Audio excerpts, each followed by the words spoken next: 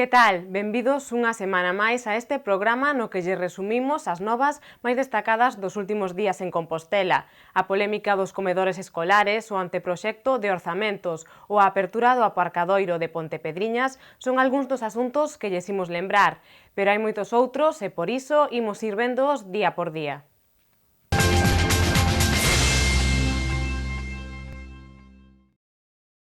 Este luns, o concelleiro de Espazos Cidadáns, Jorge Duarte, anunciaba que o mércores quedaría aberto ao público o aparcadoiro de Pontepedriña. Trátase dun proxecto realizado pola Axencia de Infraestructuras, dependente da Xunta, nuns terreos cedidos por Adif debaixo da vía do tren.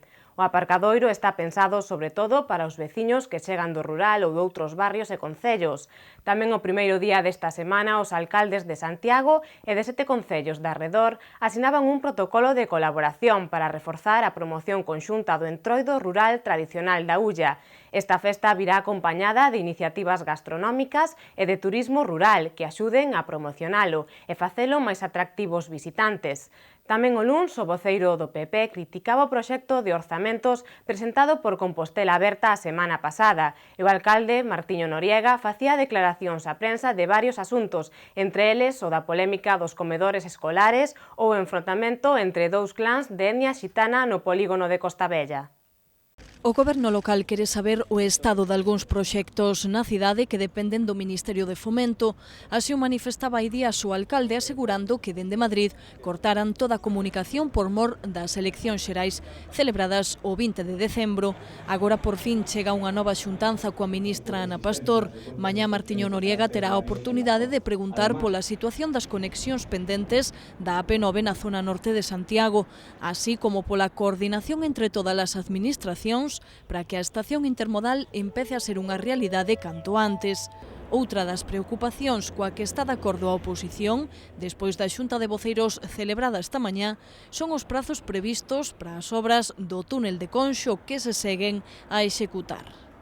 O tema que dunha vez por todas poidamos transparentar de cara ao barrio e a propia cidade cales son os prazos reais que está manexando o Ministerio. Entendemos que iso non está vencellado en estes momentos a un problema na medida en que o goberno é un goberno en funcións, porque as obras están en marcha e porque é certo que o Ministerio nunca variou o seu criterio de final de ano, aínda sendo consciente de que iba a ter que variar. Todos o sabíamos porque a obra empezou con 6 meses de retraso e 2 meses abaixo o ritmo despois do verán, non? E, polo tanto, necesitamos ter información dun horizonte de remate das obras, de que datas está manexando o Ministerio. Nesa xunta de voceiros tamén se abordou, aínda que nun segundo plano, o futuro da antiga terminal de Lavacolla. O alcalde aboga por chegar a unha proposta común entre todos os partidos da corporación. No seu momento, durante a campaña, sí que falamos de alguna maneira de empregar a vella terminal dende o punto de vista de tráfico aeroportuario e dende o punto de vista de especialización, non? Do que tiña que ver todo o transporte máis alá de pasaxeiros, outro tipo de transporte e empregar esa terminal, por decirlo de alguna maneira, dende o punto de vista especializado, pero tamén é unha proposta do PSDG, unha proposta do PP. Entón, a idea, máis que o goberno teña unha proposta que a ten, é que poidamos defender unha proposta do conxunto das forzas que nos pareza razonable, aínda que hai que repetir, non vai depender das ideas ou da proposta do Concello, cando evidentemente a competencia non a temos nós directamente. Tamén tocou falar hoxe unha vez máis dos comedores escolares. Noriega explicou que están á espera de que a empresa vasca Ausolán confirme esta semana se fai co servizo. De non facelo sería un novo capítulo no cúmulo de despropósitos que rodean esta contratación. O alcalde pediría entón que se habilite a alcaldía para abrir unha vía excepcional. A falta dunha análise máis profunda, a primeira impresión que teñen os populares do proxecto de orzamentos é que é improvisado e que faltan moitos datos. Cre Agustín Hernández que estas contas son un reflexo do goberno de Compostela Aberta. Moitas ideas, pero pouca acción. O voceiro do PP critica que haxa menos investimento e suba a recadación por multas e por débeda pública. Uns orzamentos con menos gasto en servizos públicos básicos, menos investimento, máis recadación por multas e máis débeda pública. Isto para nós é algo negativo. A media, movéndonos en media dos 6 últimos anos, dá unha débeda pública emitida polo Concello de 1,7 millóns de euros e para o 2016 Compostela Aberta contempla unha operación de crédito de 5,4 millóns. Por lo tanto, para nós eso é un dato negativo. Cre Agustín Hernández que hai un aumento en partidas de difícil cumprimento e bota en falta máis achegas doutras administracións cunha baixada de 5,7 millóns de euros en comparación con 2015. O voceiro popular tamén pon o acento no aumento das subvencións nominativas que denotan, di, unha gran carga ideolóxica, xa que eliminan a axuda ao Banco de Alimentos mentres crean outras para asociacións pola paz. Entonces non vayas á Diputación a decir que vas a eliminar as subvencións nominativas.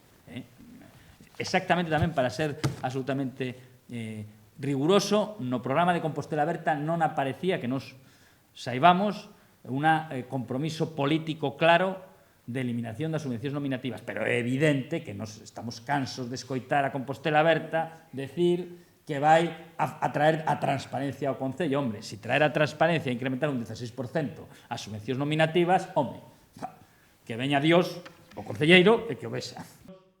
Os populares tamén botan en falta a aportación municipal ao proxecto da depuradora e ben insuficiente a partida orzamentada para intermodal. A falta dun trámite burocrático todo parece indicar que o mércores xa estará a disposición dos condutores o aparcadoiro disuasorio de Pontepedriña. Trátase de 194 prazas, máis 5 para minusválidos e 6 para motos, que foron posibles grazas á Axencia Galega de Infraestructuras e o Adif, que cedeu os terreos por debaixo das vías do tren. Nestas primeiras semanas, o Concello quere ver que uso se lle dan as prazas e quen son os usuarios habituais para logo estudar unha fórmula que permita a rotación. Neste momento, sin regulación, esperando a ver cal é a utilización que se lle dá e se é necesario implementar algunha medida que realmente axude a regular a utilización ou se realmente cumple a súa función tal e como está.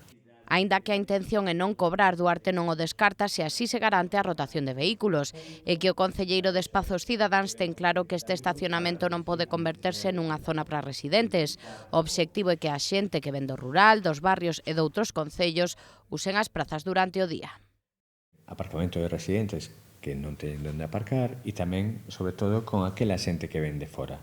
Nos entendemos que este aparcamento ten un fin e un objetivo que é para a xente que ven para xestións de día, que tamén poderá ser utilizado pola noite por aqueles residentes, pero que non é o objetivo, porque o objetivo para que o financie a Axencia Galega de Infraestructuras é que sirva precisamente como aparcamento disuasorio.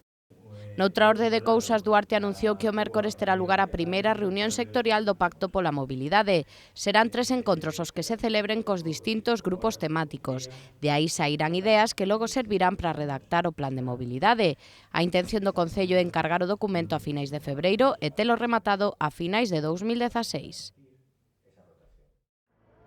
Se hai unha festa destacada en Galicia, esa é o Entroido. Cada provincia e cada comarca celébrao dunha maneira diferente e única, e precisamente iso é o que fai que poidamos presumir duns carnavais recoñecidos máis aló da nosa comunidade. Santiago é un dos concellos que forma parte do Entroido declarado no 2013 de interese turístico de Galicia, a dos Xenerais da Ulla. Neste sentido, esta mañá o alcalde asinaba cos rexedores de Boqueixón, A Estrada, Silleda, Teo, Touro, Vedra e Vila de Cruces un protocolo de colaboración para reforzar a promoción desta festa. No documento recóllese o compromiso dos 8 concellos na recuperación total desta festa tradicional e tamén na súa consolidación como atractivo turístico. Foron declarados por parte da Xunta de Galicia como festa de interés turístico de Galicia. Por lo tanto, eu creo que eso ven a fortalecer esta iniciativa e sobre todo ese traballo conxunto entre os 8 concellos ten 2 obxectivos claros, é dicir, consolidar a recuperación do Entroido da Ulla como elemento singular do patrimonio cultural rural e, por outro lado, dinamizar o turismo neste territorio coa posta en valor do Entroido como eixe vertebrador do mesmo, explotando a súa capacidade de atracción e convertendo nun atractivo turístico de primeira orde, sobre todo por nesta temporada. Para complementar a oferta de ocio dos Xenerais da Ulla, os concellos organizan unha proposta gastronómica de tempada, na que participan 24 restaurantes.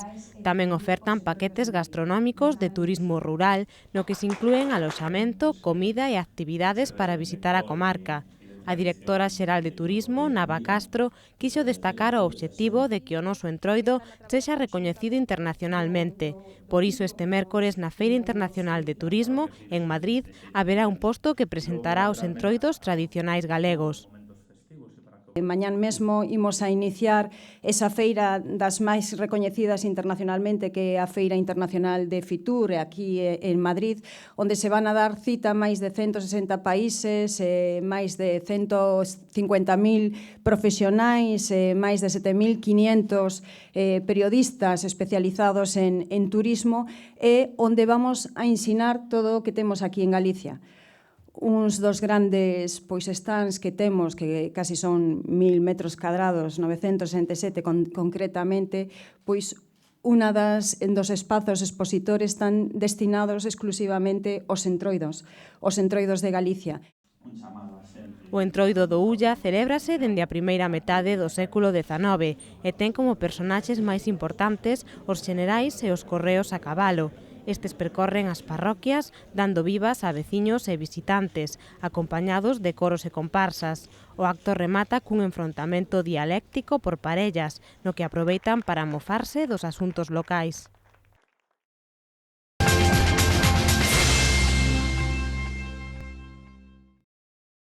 O martes a polémica dos comedores escolares volvía a cobrar forza, ao coñecerse que Ausolán, a quinta empresa que optaba a ofrecer o servizo, tamén renunciaba. O concelleiro de Educación, Manuel Dios, concedía unha rolda aos medios para recoñecer que non ten problema en facer autocrítica e que o prego de condicións é mellorable. Pola súa banda, os partidos da oposición tamén fixeron declaracións. O BNG culpa as estritas condicións dos pregos como as causantes de que as empresas rexeiten, e o mesmo pensan dende o PSOE ou dende o PP. Este último reitera a necesidade de que Manuel Dios dé explicacións no pleno. O martes, ademais, a concelleira Concha Fernández facía un balance dos resultados da primeira parte do plan de axudas ás persoas sen fogar, posto en marcha en novembro. E tamén saíamos ás rúas para coñecer os problemas que teñen os composteláns á hora de aparcar e como o parking de Pontepedriñas vai axudar en certa medida a solventalos. A lei de Murphy que impera no proceso de contratación dos comedores escolares segue a facer das súas. Ausolán, a quinta empresa que optaba a prestar o servizo no segundo procedemento aberto, renunciou á concesión. Con esta situación, a Xunta de Goberno aprobará pola vía da urxencia un procedemento negociado sen publicidade, é dicir, escollerá a dedo a empresa que vai prestar o servizo ata finais de curso. Paralelamente, o Executivo negociará ca comunidade educativa un novo prego para o vindeiro curso. Hoxe, por fin, compareceu o concelleiro de Educación para explicar o ocorrido. Manuel Dios quixo destacar a pulcritude do proceso e agradeceu a comprensión da Federación de AMPAs. Despois de defender a capa e espada durante semanas o prego de condicións, hoxe o edil recoñece que era moi estricto e que é mellorable. Os temas complexos teñen causas complexas, non son simples. A mí, se me pide autocrítica, eu non teño ningún problema en facer unha valoración autocrítica. Eu estou convencido, aínda en este momento, vos lo acabo de decir, que o prego é mellorable, completamente mellorable. Non teño ningunha dúbida, non?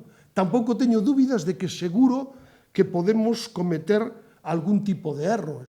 Das 5 empresas que renunciaron a prestar o servizo en ambos os dous procesos, só algunhas explicaron os motivos da súa renuncia. É por iso que o concelleiro quere incluir no novo prego algunha cláusula para que isto non se volva a repetir. Deberían ter algún tipo de penalización ou algún tipo de inhabilitación para concursar en outros procedimentos públicos. Coincidimos AMPAs, traballadores, Departamento de Educación, equipos directivos, en que este modelo de comedores escolares, tal e como temos en este momento, non responde ás necesidades do século XXI. Segundo os servizos xurídicos do Concello, a nova contratación podería estar resolta en 2 semanas. O concelleiro xa iniciou contactos con empresas, entre elas Ser Unión, que está a prestar o servizo agora, e tamén con Chicolino, a única que se presentou os 2 procedementos e que quedou excluída por entregar os avais fora de prazo. O BNG levaba tempo advertindo que o problema coa adxudicación dos comedores escolares eran os pregos de condicións, inasumibles para calquera empresa. O voceiro do Bloque, Rubén Cela, cree que estamos ante o peor exemplo de xestión de Compostela Aberta. Pois o máis razonable sería retrotraer este proceso, facer as cousas ben, facer uns bons pregos de contratación para garantir que se presta un servicio bo nalgo tan sensible como a alimentación e o cuidado e educación dos máis pequenos da casa. Nese sentido, eu creo que todo isto foi unha mostra da incapacidade e das limitacións que ten este goberno municipal na xestión ordinaria do Concello nun tema especialmente sensible e da incapacidade de facer a máis mínima autocrítica. O PSOE vai máis alá e fala directamente de esperpento. O voceiro socialista coincide co BNG en que os pregos de condicións non eran realistas, no momento en que co mesmo orzamento non se pode ampliar o número de coidadores. Uns pregos que o único que non se pode dicir deles é que sexan inmellorables, precisamente. Son uns pregos que non son realistas, son uns pregos que o que fixeron foi mantendo exactamente o mesmo orzamento, pois a dedicar unha parte importante dese orzamento, como temos falado noutras ocasións, o tema dos cuidadores. Ninguén puso paus na roda para que isto non se poidera xestionar como se tiña que xestionar. Aquí claramente é o Concelleiro de Educación de Compostela Berta que é o responsable absoluto do que, insisto, pouco menos que unha novela Valle Inclán, un esperpento. Os populares tamén se amosaron preocupados pola situación e reiteran a necesidade de que o concelleiro Manuel Dios dea explicacións no pleno. Agustín Hernández cree que aquí non actuou a lei de Murphy, senón o caos de Martiño Noriega.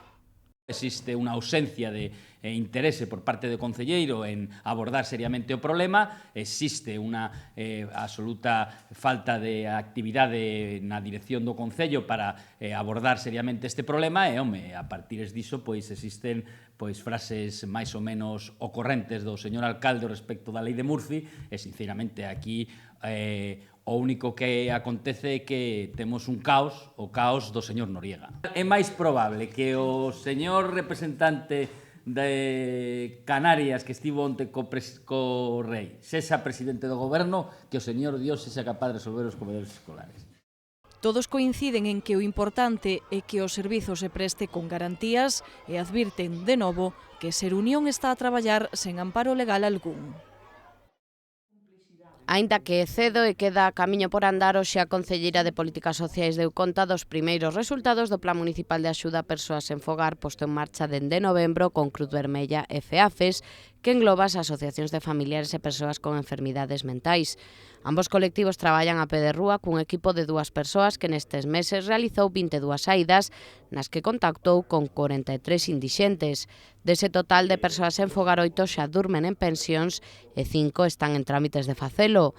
Tamén se está a traballar na reforma e equipación de 3 pisos que poderían ocupar 4 homes e 2 mulleres. Estas entidades recoñecen que é un traballo longo e difícil que non dá resultados a curto prazo.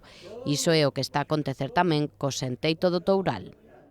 Estamos reforzando esa zona da cidade porque, bueno, por toda a visibilidade que se está dando e tal, estamos intentando reforzar e facer máis visitas a xente que está de rúa, pero penso que non é nada diferente igual do que temos nos enfrente ali de Cruz Vermella. É dicir, nós temos ali 4 persoas que levan ali 8 meses, en ningún momento ninguén, bueno, salvo a xente que está ali no centro de saúde, os traballadores que siguen no seu momento nos comentaron que se podía facer e tal, pero é unha situación moi parecida, é dicir, hai unha especie de campamento ali, de xente que está ali e vive ali, entonces nós o que intentamos en todas as zonas é intervir con esa xente, o que pasa que, bueno, que o traballo, os resultados non se ven a corto prazo. Moitas das persoas en fogar levan consigo problemas de adiccións ou enfermidades mentais e por iso que Cruz Vermella e FEAFES manterán un encontro co Departamento de Saúde Mental do Chus para que un psiquiatra acompañe o equipo de rúa. É moi complicado facer unha valoración de saber se exactamente é un problema de inxesta de drogas ou de alcohol ou é un problema de que está a persona en brote. Nós, ao salir desta roda de prensa, vamos a ter unha reunión co xefe do Servicio de Saúde Mental daqui de Santiago para pedirlle, entre outras cousas, o tema de que nos acompañe un psiquiatra a saídas para poder identificar exactamente que casos son unos e cales son outros. As persoas en teito de Santiago non teñen un perfil definido. Están entre os 18 e 74 anos cunha media de 46 e contan con estudos primarios. Trátase tamén de persoas desempregadas de longa duración nos que priman os trastornos psicóticos e de personalidade. Boas novas para todos aqueles que traballan pola zona de Pontepedriña ou para os veciños que chegan ata Santiago doutros barrios ou concellos. Mañá abrirase o aparcadoiro disuasorio, un proxecto realizado pola Axencia Galega de Infraestructuras, dependente da Xunta, nuns terreos cedidos por Adif, debaixo da vía do tren. A idea é que no parking non se poida deixar o coche dun día para outro, senón que haxa rotación. Aínda así, é unha boa opción para os cidadáns que precisan do vehículo para moverse pola cidade e que moitos aseguran que atopan dificultades á hora de aparcar e a miúdo non teñen máis remedio que deixar o coche nun parking de pago. Sí, siempre se encuentran problemas, non hai un sitio, sempre hai que pagar e a zona de Lora está saturada, hai moito problema. Aquí en Santiago é moi difícil aparcar, hai que dar muchísimas vueltas para aparcar aquí en cualquier zona. Sempre, desde que empezaron as reformas das calles, está ben que fagan, pero tamén que fagan aparcaderos para aparcar a xente que vimos a traballar ou a xente que ven a comprar, para todos, que levamos así moitos anos. Ou meter no parking ou buscas sitio na hora, depende da hora que chegues. Se chegas a unha hora de entrada, o sea, sobre as 9 ou 9:30, encontraste coa dificultade de que hai moitos coches para poucas plazas. Da hora, moitas veces vas a algún parking, menos o da Plaza de Galicia, que para min é carísimo, vas ao das Trompas, que é o máis económico, e te encontras que está completo. Tens que volver outra vez á Avenida de Lugo, o sea, pode ser unha solución buscar parkings no periférico. O aparcadoiro de Pontepedriña conta con dúas zonas diferenciadas, unha con 95 prazas de estacionamento, 5 delas destinadas a persoas con mobilidade reducida e 6 para motocicletas, e outra zona con 89 prazas. Será sen dúbida un alivio para os cidadáns. De feito, a veciñanza pensa que debería haber máis iniciativas como esta, pois a parte do problema que soluciona de aparcamentos traballadores ou estudantes, axuda a fomentar o transporte público e a incentivar o mercado local. Home, algo vai a quitar, fan falta abrir máis parkings, pero seguro que algo quita, home, claro. É gratis mellor. Claro, temos que facer máis que non collemos. Somos moita xente que vimos aquí, entre estudiantes e xente que vimos a traballar e todos non collemos. Está moi bien que hagan aparcamientos y bueno, pues sí, para que la gente venga para aquí a Santiago a comprar y la gente de aquí de Santiago que viva a los alrededores que tenga donde aparcar, donde dejar sus coches. Iso faría que a xente deixara o coche nas aforas e que utilizara máis o transporte urbano e que camiñara máis. Sempre veño andando. Vivo en Fontiñas e Santiago pequeno, entonces vou andando a case todos os lados, pero bueno, sí é certo que creo que hai escasez de aparcamentos. O estacionamento non ten fins recadatorios, polo que o Concello traballa para lograr a rotación de vehículos, preferiblemente a custe cero.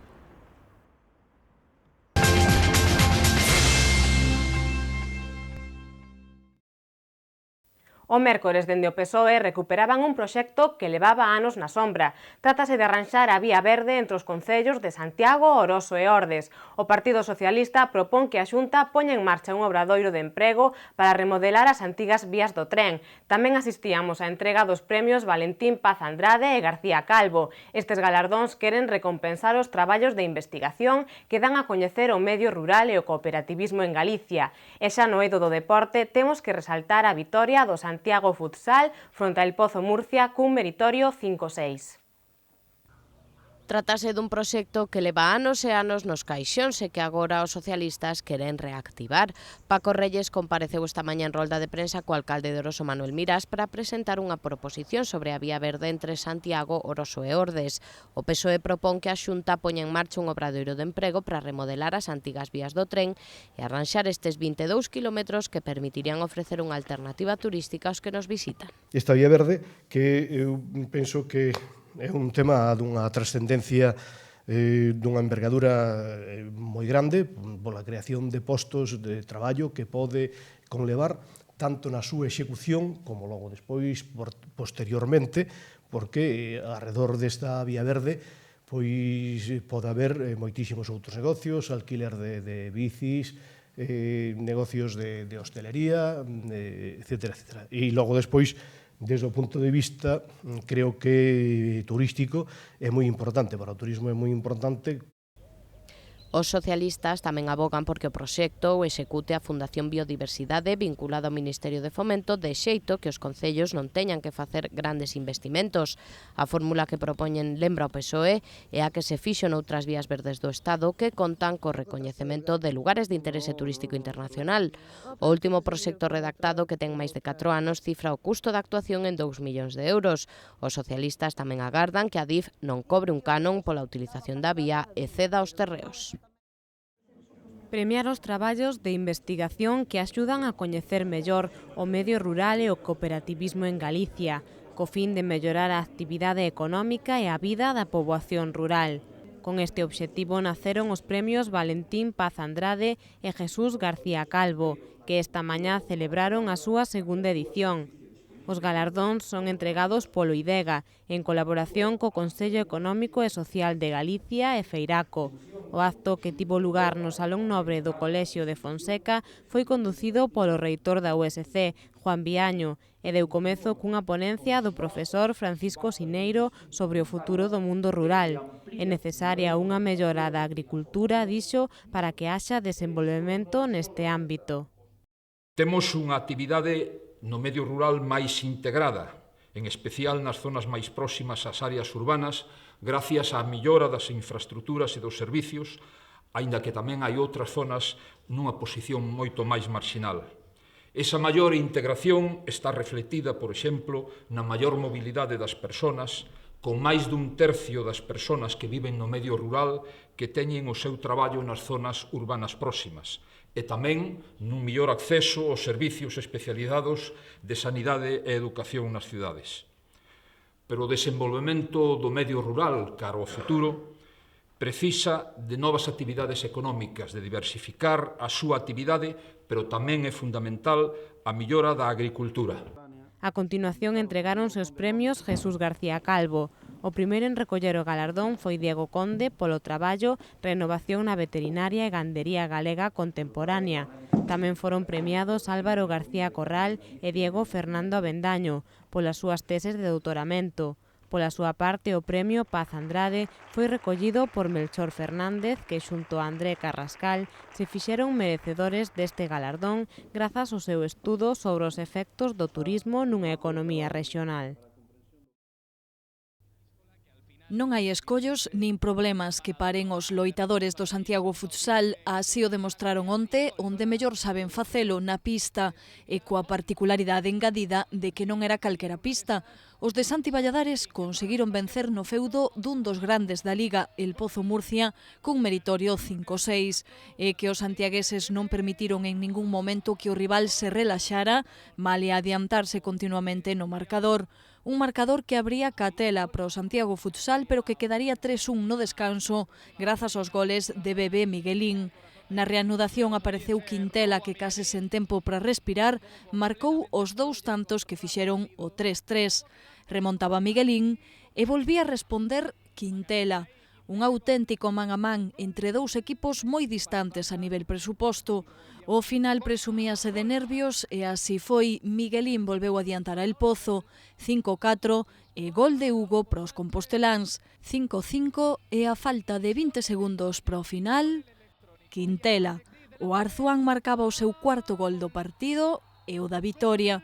Festa en Murcia e en Santiago, onde os afeccionados puideron ver o encontro en directo a través desta canle Correo Televisión.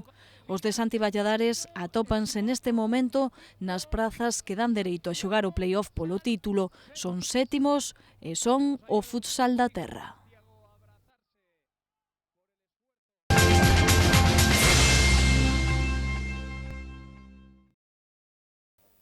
Este xoves o alcalde reuníase persoalmente cos voceiros da oposición para falar do proxecto de orzamentos. Martiño Noriega insistíalles en que é un documento aberto e que, polo tanto, poden achegar as súas propostas. Un dos puntos incluídos no anteproxecto de orzamentos foi o próximo Plan de Igualdade. A concelleira Marta Lois presentaba o xoves a diagnose sobre as desigualdades de xénero na cidade, elaborada entre setembro e decembro de 2015. Tamén o xoves tiña lugar a inauguración das 6 figuras de bronce arte do escultor británico Henry Moore, instaladas no Obradoiro. E falábamos tamén co director e cun embrióloga da Unidade de Reproducción Asistida do Hospital La Rosaleda, pois presentaron unha campaña para animar as mulleres de entre 18 e 35 anos a doar óvulos para axudar a ser nais a moitas mulleres que non poden. O alcalde xa se reuniu esta mañá con cada un dos voceiros da oposición para falar do proxecto de orzamentos. Martiño Noriega insistiulles en que se trata dun documento aberto o que eles poden achegar as súas propostas. E por iso, di o rexedor, que poden faltar informes que votaban en falta días atrás PP, PSOE e BNG. Eu non son quen para decirlle a oposición. Eu creo que con toda a documentación que teñen a día de hoxe hai unha documentación suficiente como para facer propostas do que é un anteproxecto orzamentario. Nos intentaremos remitir toda a documentación que nos sexa posible. O que non imos obrigar os servicios técnicos, por decirlo de alguma maneira, é a informar ou a fiscalizar en varias ocasións un orzamento, pero que só teñen que facer nunha ocasión, explícome.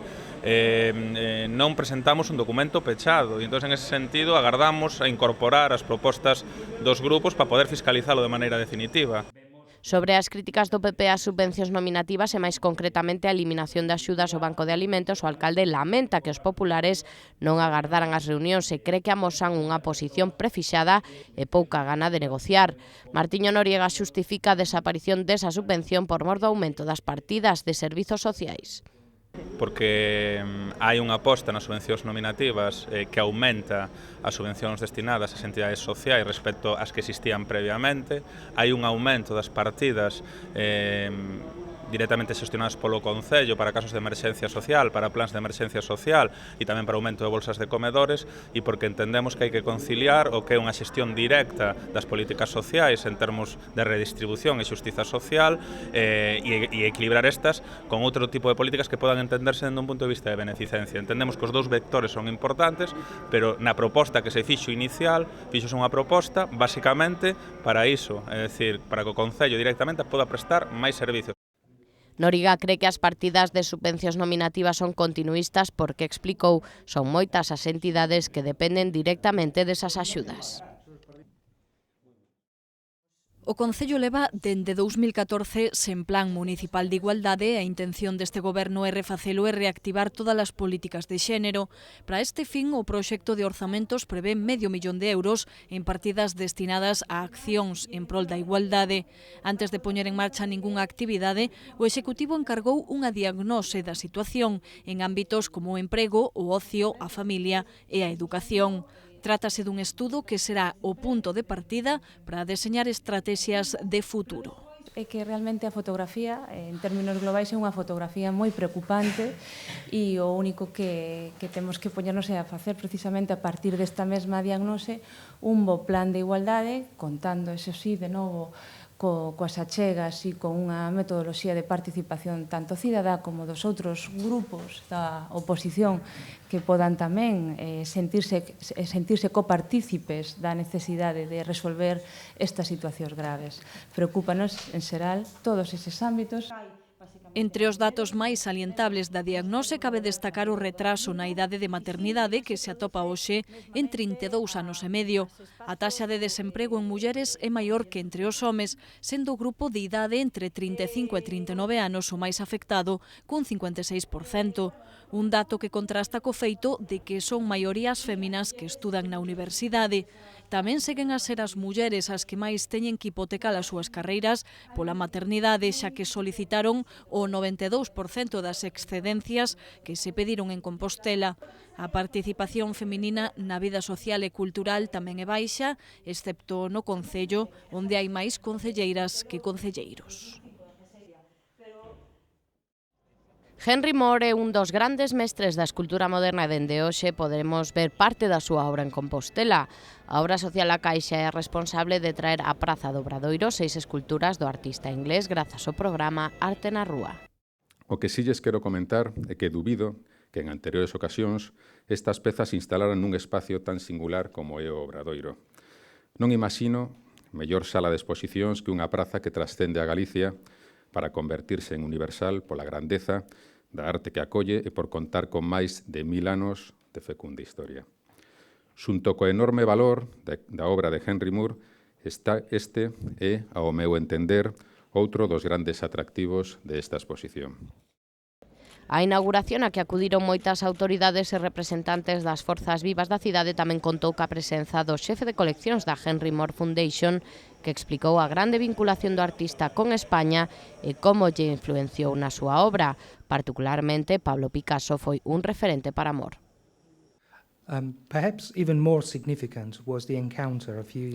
Pero incluso tivo máis peso o encontro que un par de anos despois tivo co gran mestre do arte moderno español, Pablo Picasso.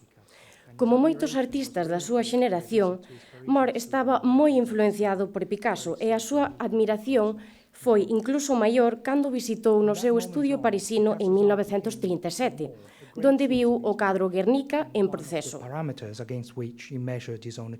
As 6 pezas que ata o 28 de marzo estarán no Obradoiro son unha mostra representativa dos temas que abordou Moore na súa obra: a relación nai-fillo, a paisaxe e a tensión entre o natural e o abstracto. Estas esculturas xa pasaron por varias cidades españolas como Pamplona ou Barcelona.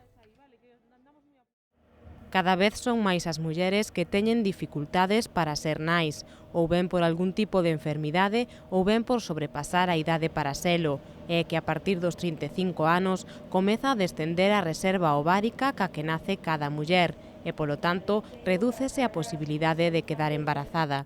Para animar as mulleres de entre 18 e 35 anos a que axuden a outras a formar unha familia, Iraga, a Unidade de Reproducción Asistida do Centro Sanitario La Rosaleda, pon en marcha unha campaña que identifica a cada muller cunha superheroína pola súa solidariedade. Esta iniciativa nace porque existe un déficit de doantes de óvulos, a pesar de que cada vez son máis as mulleres que se animan a participar.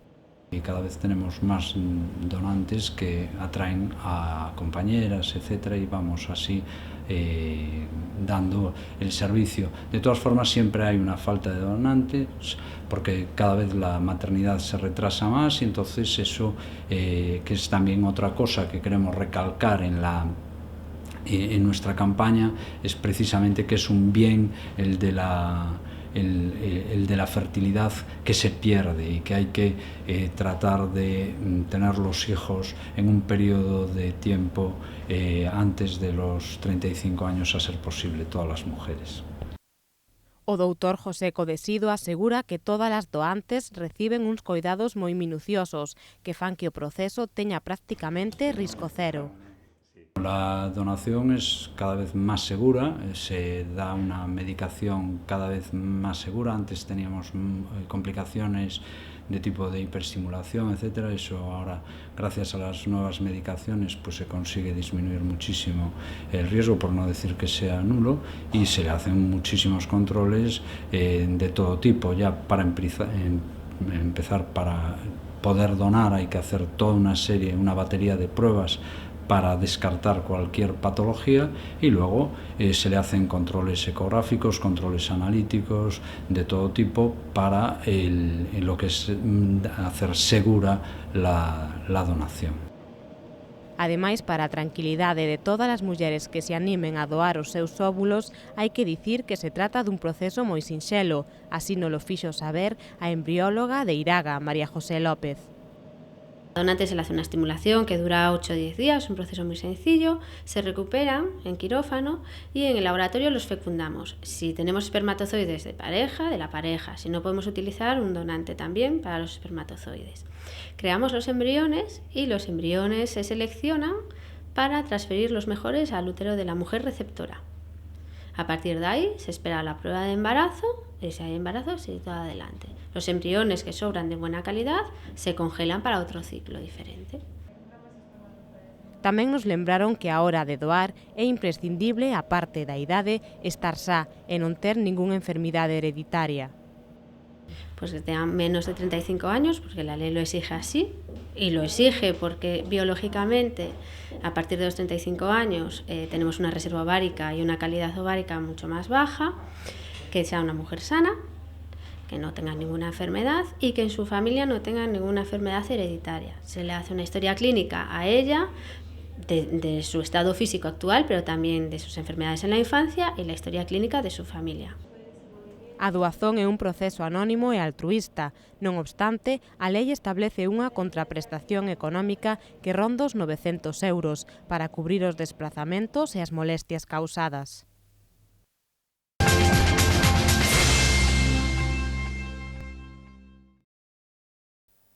O venres, xa o derradeiro día da semana, anunciábamos algunhas das propostas do Pleno, que tiña lugar o pasado xoves pola tarde. Entre outros asuntos, aprobábase por unanimidade o regulamento do Consello Municipal de Turismo e Cidade, e con motivo do Pleno Agustín criticaba algúns aspectos do mesmo, e tamén do anteproxecto de orzamentos. E xa para deixar de lado os debates do Pazo de Raxoi, rematábamos a xornada ca presentación do xa 12º disco de María Doceo, de Portugal a Galicia.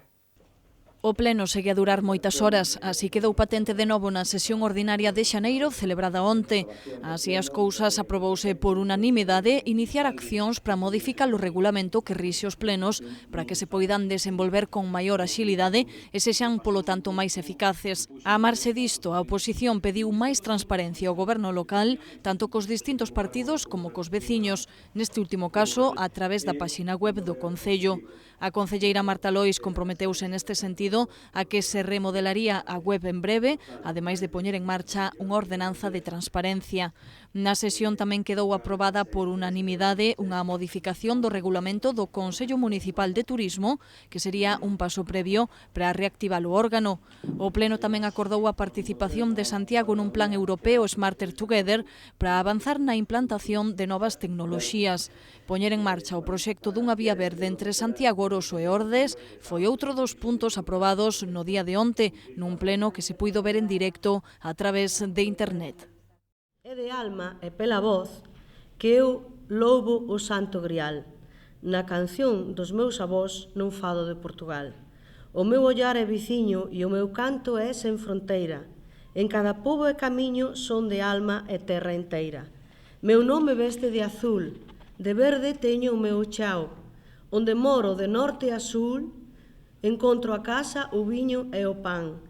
Toda a vida que me chega de un só destino se fez. Ser no corazón galega e ter sangue portugués. Este poema, que tan ben define a María Doceo, vai incluído no que xa o seu 12º disco. A cantante portuguesa, afincada en Galicia dende os 10 anos, presentou hoxe o seu novo traballo, de Portugal a Galicia. Trátase dun doble disco composto por 28 cancións repartidas en 2 CDs. Un deles contén 14 temas cantados en portugués e o segundo outros tantos cantados en galego. Versiona cancións clásicas que soan a nova creación e inclúe outras pezas musicadas por ela. Ademais, neste CD atopamos o tema Quen poidera enamorala, que canta co presentador Xosé Manuel Piñeiro, o que lle debe, dixo, ser hoxe a cantante que é. Para esta ocasión recollín versos de poetas tan diferentes como Tiago Torres da Silva, con Voltaré á miña terra, Antonio Xosé Braganza, co tema Fado das horas, Armando González con Fado Norte, Xosé Afonso con Canción de embalar, Porto Sentido de Carlos T, Joaquín Nogueira Márquez, que compuxo 2 poemas para min, que foi todo un descubrimento, un señor de Lisboa, poeta e extraordinaria persoa. No CD de Galegas conviven poetas da talla de Curros Enríquez, Castelao, Celso Emilio Ferreiro, Xosé María Díaz Castro, Neira Vilas, Xavier Alcalá, Álvaro Cunqueiro e outra vez Armando González. Na presentación do seu novo disco tamén estiveron presentes o decano da Facultade de Comunicación, Xosé Ramón Pousa, quen resaltou que a voz de María Doceo fai do fado portugués un fado galego. Pola súa parte, o presidente da Real Academia Galega, Alonso Montero, agradeceulle a cantante o que fai polo noso idioma e pola nosa literatura, e que María Doceo logra identificar as linguas galegas e portuguesa, pois esta última, dixo, é un dialecto da galega, pero de maior prestixio. Eu estou, desde hai moito tempo, casi feito un propagandista da súa voz, da súa música, das súas cancións, do seu xeito de cantar. Díxome que ela estaba desde había moito tempo comprometida co galego, consustanciada co galego, identificada co galego como idioma. Ela que é portuguesa e que, por feito de ser portuguesa, fala un dialecto do galego. porque o portugués é un dialecto do galego. Isto calquera lingüista do mundo, desde Rodríguez Lapa, sábeo. Pero, bueno, é un dialecto que ten máis prestixio que a lingua galega.